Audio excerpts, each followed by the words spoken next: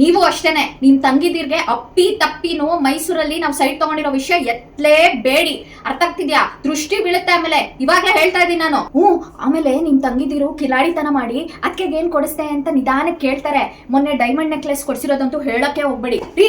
ದಾವಣಗೆರೆ ಚಿಕ್ಕಮ್ಮನಂತೂ ಮನೆ ಕರಿಲೇಬೇಡ್ರಿ. ನೀವು ಕರ್ದಿದ ತಕ್ಷಣ ಆ ಅಮ್ಮ ಬಂದ್ಬಿಡ್ತಾರೆ. ನಾನ್ ನಾಳೆ ಫಂಕ್ಷನ್ ಮಧ್ಯದಲ್ಲಿ ಅವ್ರನ್ನ ಎಲ್ಲಿಂದ ಸಂಭಾಳಿಸ್ಲಿ ಮನೇಲಿ? ಕಾರ್ತಿಕ್, ರಿಸೆಪ್ಷನ್ ಅಲ್ಲಿ 5-6 ಐಸ್ ಕ್ರೀಮ್ ತಿನ್ಬೇಡ, ಎಕ್ಸಾಮ್ ನಡೀತಾ ಇದೆ, ಕೋಲ್ಡ್ ಆಗ್ಬಿಡುತ್ತೆ ಆಮೇಲೆ. ಸೀರೆ ತುಂಬಾ ಕೆಳಗಡೆ ಆಗೋಯ್ತಾ? ಇಲ್ಲ ಅಲ್ಲ, ಮುಹೂರ್ತದಲ್ಲಿ ತುಂಬಾ ಮೇಲ್ ಉಟ್ಕೊಂಡ್ಬಿಟ್ಟಿದೆ. ಎಲ್ರು ಅದೇ ಹೇಳ್ತಿದ್ರು, ಏನ್ ಚಪ್ಲಿ ಎಲ್ಲ ಕಾಣಿಸ್ತಾ ಇದೆ, ಅಷ್ಟು ಮೇಲ್ಗಡೆ ಉಟ್ಕೊಂಡಿದ್ಯಾ ಸೀರೆ ಅಂತ. ಕಾಲರ್ ಇಡಿಸ್ಬಾರ್ದಿತ್ತೇನೋ ಅಲ್ವಾ ಈ ಬ್ಲೌಸ್ಗೆ? ಡೈಮಂಡ್ ನೆಕ್ಲೆಸ್ ಯಾವಾಗ ಹಾಕೊಳ್ಳಿ? ಬೀಗ್ ರೂಟ್ ಹಾಕೊಂಡ್ಬಿಡ್ತೀನಿ ಬಿಡಿ. ರೀ ಬೇಗ ನೀವು ಅದು ಶರ್ಟ್ ಹಾಕೊಳ್ರಿ. ಐರನ್ ಮಾಡ್ಸಿದ್ರಾ?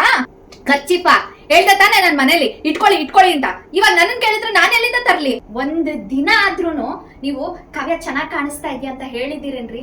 ನಿಮ್ ಕಣ್ಮುಂದೆನೆ ಅವಾಗ್ಲಿಂದ ರೆಡಿಯಾಗಿ ಹಿಂದೆ ಮುಂದೆ ಓಡಾಡ್ತಾ ಇದೀನಲ್ಲ. ಅಯ್ಯೋ ಇದ್ಯಾಕ್ರಿ ಬ್ಯಾಗು? ಲಲಿತಾ ಆಗ್ತದ? ಅವ್ರ ಬ್ಯಾಗ್ ಯಾಕೆ ನಮ್ ರೂಮಲ್ಲಿ ಇರುತ್ತೆ? ಅಯ್ಯೋ ಅವ್ರಿಗೆ ಬೇರೆ ಕೊಟ್ಟು ಹೋಗ್ಬೇಕಾ ಈಗ? ಇದನ್ನೊಂದು ತಗೊಂಡ್ಬಿಡೋ ಬೇಗ. ಅಯ್ಯೋ ಫೋನ್ ಬರ್ತೋದೆ ಕಣ, ಅಲ್ಲಿ ಚಾರ್ಜ್ ಹಾಕಿದೀನಿ ತಗೊಳ್ಳೋ. ಸದ್ಯ ಮರ್ತೋಗ್ತಿತ್ತು, ಇಲ್ಲಾಂದ್ರೆ